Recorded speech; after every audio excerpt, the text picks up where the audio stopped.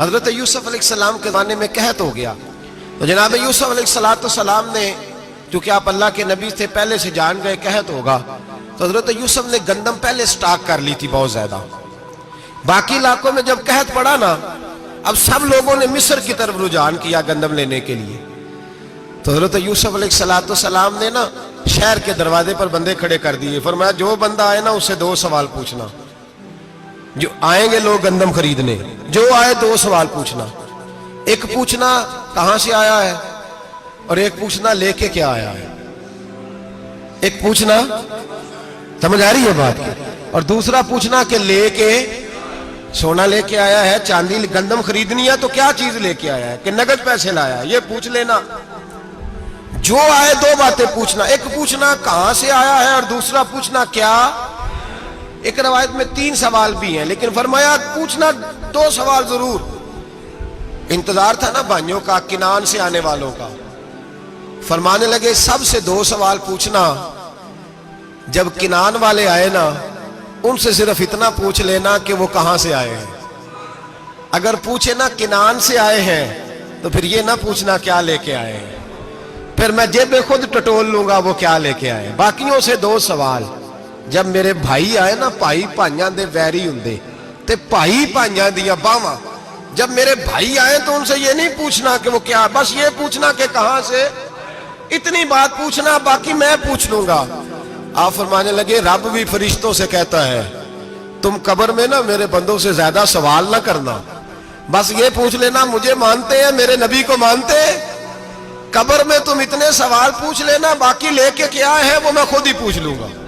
فرشتوں کے سامنے رب کریم اپنے بندے کو بے آبرو کرنا، بس تو یہ بتا دے اللہ رسول کو مانتا ہے کہ نہیں، باقی جو تیرا حساب کتاب ہے نا، اللہ فرماتے ہیں میں قیامت میں کر لوں گا، میں پوچھ لوں گا اس کا کیا علاج کرنا ہے، بس تم اتنا بتا دو مجھے مانتے ہو، میرے رسول کو،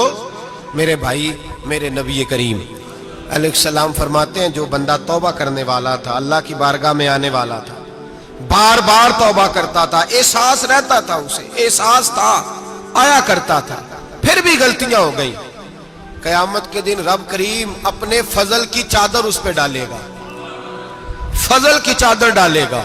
اور رب کریم اس سے پوچھے گا یہ گناہ کیا تھا، اور نبی پاک فرماتے ہیں اس نے بڑے بھی گناہ کیے، اللہ چھوٹے چھوٹے گناہوں کے بارے میں پوچھے گا، یہ غلطی کی تھی، یہ گناہ، بندہ ڈر رہا ہے، وہ کہہ رہا ہے پتہ نہیں سزا کیا ملے گی، چونکہ دنیا میں بھی ڈرتا رہا، یہاں بھی ڈر رہا ہے، شرط یہ ہے کہ احساس والا ہو، آتا رہو، پھر بھی غلطیاں ہو گئی، خیال کرتا تھا، محنت کرتا تھا، نیک ہونے کی جدوجہد کرتا تھا، کوتاہیاں رہ گئی، یہ گناہ کیا تھا یا اللہ بھول گیا تھا، یہ گناہ کیا اللہ مجھ سے غلطی ہو گئی، یہاں بھی کیا تھا یا اللہ غلطی ہو گئی۔ نبی پاک صلی اللہ علیہ وسلم فرماتے چھوٹے چھوٹے گناہ اللہ دکھا رہا ہے اور اسے کہہ رہا ہے یہ کیا تھا، مانتا جا رہا ہے۔ رب کریم فرماتا ہے پتہ ہے میں تیرے ساتھ کیا کرنے والا ہوں، ٹانگیں کانپ گئی، یا اللہ پتہ نہیں، فرمایا میں تجھے ان گناہوں کے بدلے نیکیاں دینے لگا ہوں، ان گناہوں کے بدلے نیکیاں۔ نبی پاک فرماتا ہے فٹافٹ ہی بول پڑا، کہنے لگا یا اللہ میں نے تو بڑے بڑے گناہ بھی کیے،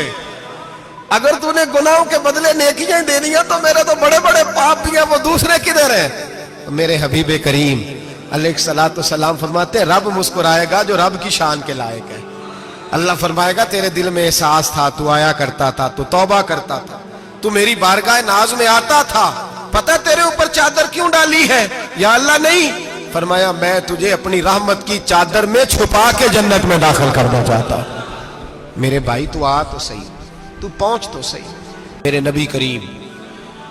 علیہ السلام نے ایک دن صحابہ سے پوچھا ایک بات تو بتاؤ، بخاری مسلم کی حدیث ہے، یا رسول اللہ پوچھئے۔ نبی پاک صلی اللہ علیہ وسلم نے فرمایا اگر کوئی آدمی صحرا میں سفر کر رہا ہو، بہت بڑا صحرا ہو، اونٹ پر اس کا سفر ہو اور اس نے اونٹ پر کھانے پینے کا سامان باندھا ہو، پیسے بھی رکھے ہو، پانی بھی رکھا ہو، تھک گیا سفر کرتا کرتا، درخت کی ایک ٹہنی کے ساتھ اونٹ کی نکیل باندھی اور درخت کے نیچے لیٹ گیا آرام کرنے کے لیے، اللہ کے حبیب فرماتے ہیں اچانک اس کی آنکھ لگ گئی،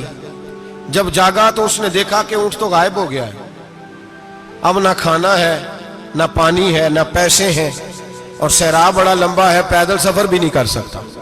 تھوڑا سا ڈھونڈا، پھر موت کا انتظار کرنے لگا، سوچنے لگا موت آئے گی، اب مر جاؤں گا۔ اللہ کے محبوب فرماتے ہیں تھوڑی دیر گزری، جب بالکل مایوس ہو گیا تھا تو اچانک نظر پڑی تو اونٹ اس کا سامنے کھڑا تھا۔ نبی پاک سے صحابہ سے پوچھتے ہیں بتاؤ، اس کی کل کائنات اجڑ گئی تھی، راز ضائع ہو گئی تھی، ہر شے لٹ گئی تھی، دوبارہ اسے مل گئی ہے، بتاؤ اسے کتنی خوشی ہوگی؟ صحابہ کہنے لگے یا رسول اللہ نئی زندگی مل گئی اس بندے کو، وہ ساری دنیا سے زیادہ راضی ہے۔ تو میرے کریم رسول صلی اللہ علیہ وسلم نے فرمایا رب کریم کا نافرمان بندہ جب اس کی بارگاہ میں آ کے توبہ کرتا ہے تو اللہ اس سے بھی زیادہ راضی ہو جاتا ہے۔ نافرمان جب آ کے کہتا ہے یا اللہ معاف کر دے آئندہ نہیں کرتا، میں اللہ تو راضی ہو جاتا ہے۔ اور حبیب پاک علیہ السلام فرماتے ہیں وہ اتنا کریم ہے، جب بندہ اپنے رب سے صلح کر لیتا ہے، توبہ کر لیتا ہے، تو اللہ زمین کو کہتا ہے تو بھول جا میرے بندے نے گناہ کیا ہی نہیں، آسمان سے کہتا ہے تو بھول جا میرے بندے نے گناہ کیا ہی نہیں۔ پھر رب کریم فرشتوں سے فرماتا ہے کہ مٹا دو جو تم نے لکھا تھا، میں نے اپنے بندے کے ساتھ صلح کر لی ہے۔